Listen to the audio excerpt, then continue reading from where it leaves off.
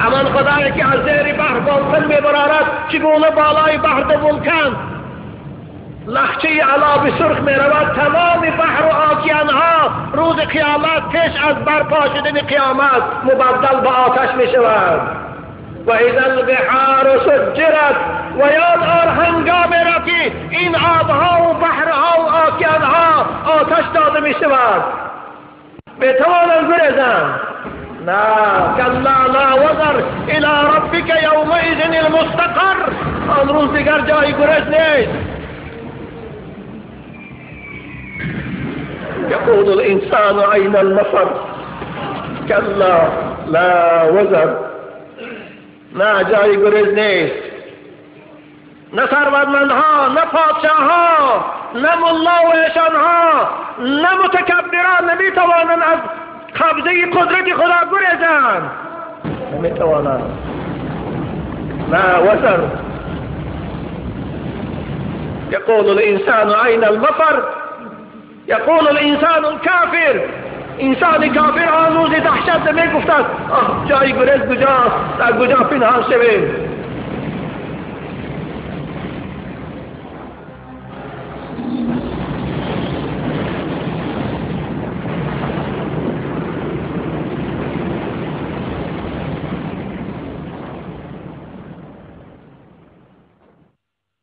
که گوید خدای عالم الغیب توی واقف باش یا به شکرای بروی من چه ها کرد آدمی زاد دست ابن آدم داد فریاد.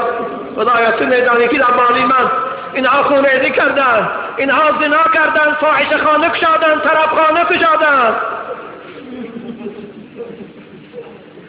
فساد و فتنه و فسق و عصیان، فساد و فتنه و فسق و عصیان گناه کردن تا دادنی جان.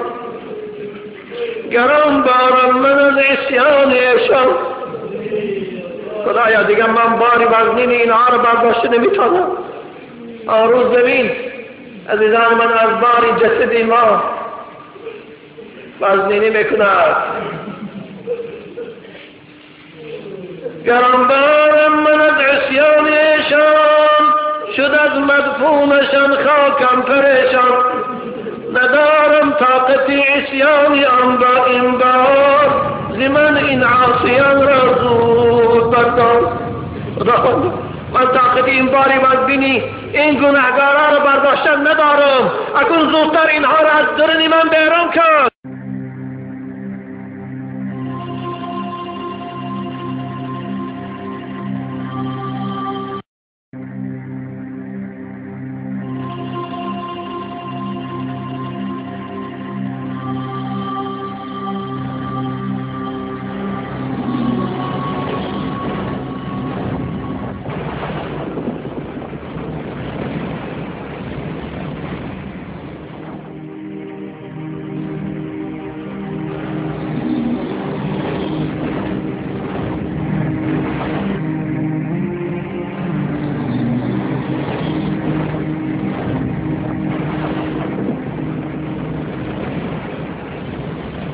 الملك اليوم لله الواحد القهار.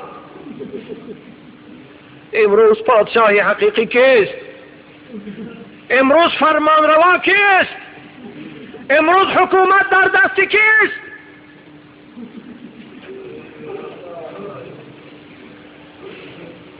لله الواحد القهار.